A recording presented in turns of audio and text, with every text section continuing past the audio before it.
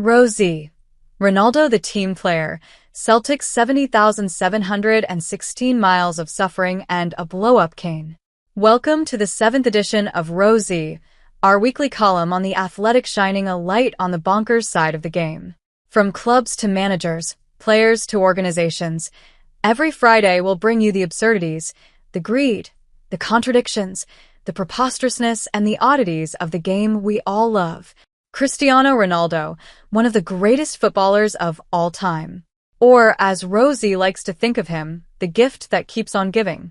Ronaldo, like Chelsea, Erik Ten Hag, and FIFA, more on them shortly, is a regular contributor to this column. It seems he just can't help himself. This week, he came out with a doozy after Al Nassr's big win over Al Rayyan in the AFC Champions League. "It is not important anymore whether I am the best or not," Ronaldo said. "I no longer care about that. It is good for a player to score goals, but for me it is better for the team to win. I am used to breaking records, and I no longer look for them. The most important thing for me now is to enjoy and help Al Nassr and my teammates to win. Not bothered about setting individual goals for himself anymore then, Not fixating on breaking records? Good for him. He's a team player." Also Ronaldo, via his YouTube channel on August 31st, "My goal, 1,000 goals." The capped-up title of a video in which Ronaldo states the most important thing for him is to reach the best marker I can have, to reach first 900 goals, after my challenge is 1,000. And also Ronaldo, explaining why he cried after reaching 900 goals when scoring for Portugal against Croatia in the Nations League last month. "It was emotional because it's a milestone. It's been a big week for FIFA, who announced that the next World Cup will include a halftime show for the first time, horrifically imagined here, and they finally got around to naming the stadiums for next summer's shiny expanded Club World Cup in the United States. Still no broadcaster or sponsors for that tournament yet, sadly."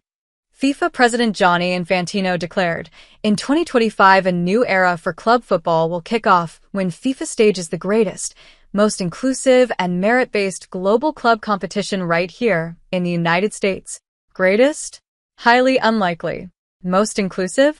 Maybe. But merit-based? That phrase is doing a lot of heavy lifting. Let's be clear, Rosie thinks the expanded competition is a waste of time, energy, and money, but if they're going to pick 12 European teams, at least make them the best ones. Two teams stick out on this front. Chelsea will play in the tournament because of their Champions League win in 2021. It'll be 4 years on from the side that featured Timo Werner, Olivier Giroud, and Christian Pulisic, which feels a lifetime ago. To be fair, Thomas Tuchel was only 4 Chelsea managers ago.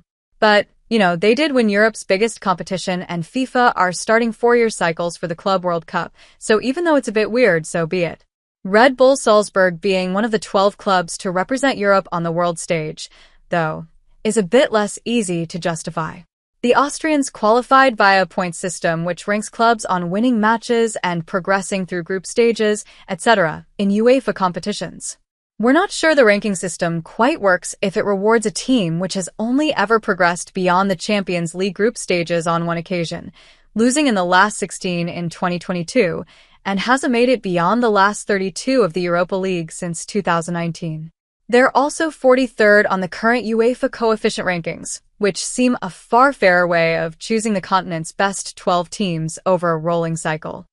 Still, at least Red Bull Salzburg are in fine Champions League form this season with their results of Czechs notes a 3-0 defeat at Sparta Prague and a 4-0 loss at home to Brest. Celtic's almost impressively woeful Champions League away record continues apace. The Scottish champions outdid themselves this week by taking a 7-1 shellacking at Borussia Dortmund, during which they conceded their 100th away goal in Champions League matches from 40 games. Any illusions of Champions League grandeur this season after that 5-1 home win over Slovan Bratislava on matchday 1 were shattered. Celtic's away record is pretty remarkable, especially when you consider they've beaten the likes of Barcelona, Juventus, AC Milan, Manchester United, Ajax, and Benfica at home over the years. On the road, it's a wildly different story, with 40 away matches played in the competition proper, 34 defeats, only 26 goals scored, and 104 conceded. They've won just twice, at Spartak Moscow in 2012-13 and Anderlecht in 2017-18. It looks like their fans have a good time on an away day, and they've had the pleasure of visiting 24 European cities like Rome, Munich, Paris, Moscow, and Copenhagen over the years, but sheesh. If you're one of the long-suffering diehards who've gone on all of those away days, and there will probably be many, then you'll have traveled a total of 70,716 miles, almost 3 times around the world. It works out as 35,358 miles per win.